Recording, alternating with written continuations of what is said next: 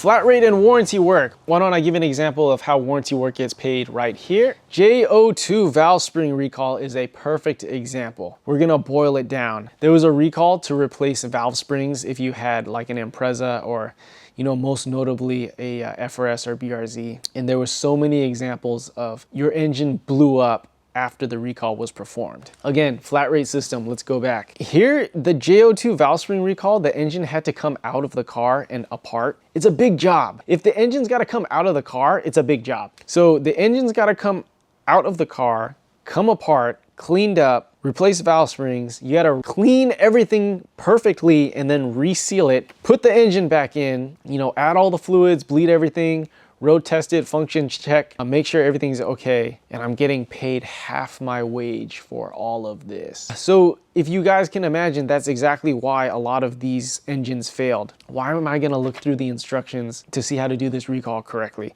Why am I gonna go the extra step and go beyond the recall, remove the oil pan and see if there's any excess RTV from when I cleaned up, or this engine has 100,000 miles on it, and this is what happened to a lot of these J02 cars. Maybe old RTV or old stuff from the car having 100,000 miles would block the oil strainer and starve the engine of oil. Nobody's paying me to go the extra step to make sure that this job is done correctly or that this engine will last for the customer. No one's paying me to go the extra step, and as a matter of fact, I'm getting paid half my wage to do this recall anyway. And so that's exactly what we saw. Whether it was the technician's fault that foreign stuffs were blocking the oil strainer and starving the engine of oil, excess RTV when the engine was sealed back together and that causing problems, basically not following the outline procedure of how much and where you should be applying RTV. I've seen a lot of these ex-J02 cars in person, and yeah, all of them, majority of them are terrible. It's like, I hate to say it, but it's like a little kid using a hot glue gun and being like,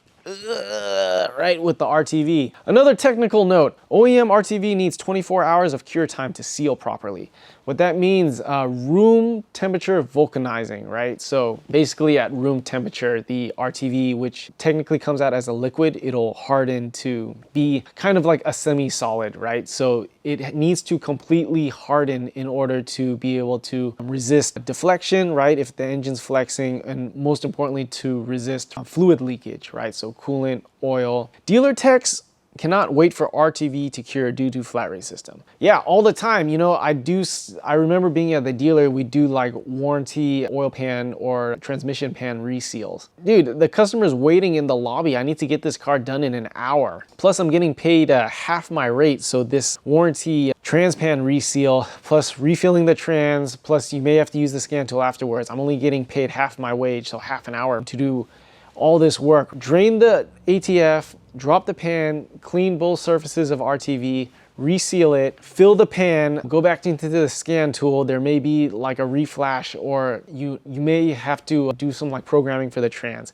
I'm only getting paid half an hour for all of this, so who cares? But like, yeah, I'm only getting paid for half an hour for this, come on. And I'll just give you another example of warranty work that either did not pay for me because there was diagnosis but no repair, or the warranty clerk could not or did not know how to find the correct warranty items to bill for it. Brake squeak noise all the time. New cars, customers would bring the car in under warranty. My brakes make noise. Again, flat rate system rewards for speed, not accuracy or level of completeness for a job. Probably the right way for this repair, if the car legitimately made a brake squeak noise, was to take the brakes apart, take the pads out, lubricate the pads, lubricate the slide pins, make sure the rotor doesn't have any defects on it. By the time you're done with this, at least 1.3 hours may have elapsed.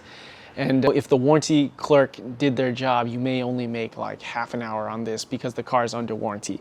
Again, a lot of manufacturers claim they pay diagnosis and repair together. So if there is a diagnosis without a repair, right, technically nothing got done on the car, even though we actually did something, I got paid $0 for that work order. I got $0 to either fix the car or verify that this is either a normal condition or nothing's wrong with the car. Customer pay time versus warranty time. So really simple. If the car is under warranty, the technician will get paid a predetermined warranty time. Again, oil strainer cleaning. If a customer is paying out of pocket, they're going to get billed the book time. Let's just say 3 hours. If the car is still under warranty, the technician will get paid half of his wage. Why does this happen? I don't know why this happens, but you know, I watched a video about the flat rate system, and one thing he mentioned was that it's really messed up that if there is a factory defect with the car, almost everyone wins except for the technician.